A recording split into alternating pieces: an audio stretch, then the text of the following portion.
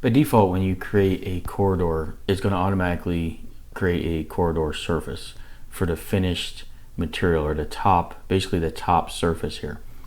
When you define your cross section or your template and you define your instructions, you can see here I have this one instruction called offset and slope, and it's got a material on it called 95% compaction.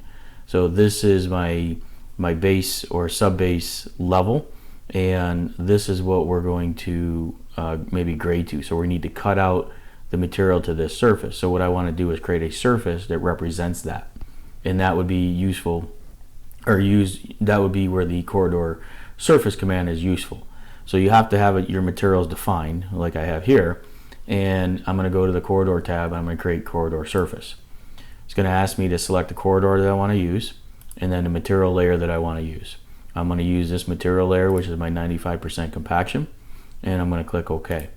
It's going to go through and it's going to process and create a surface. You can see here, and now I have a new corridor surface called 95% compaction. So when I select it, now you can see that it's basically a surface has been cut, defined by the instructions that I've created in my corridor template.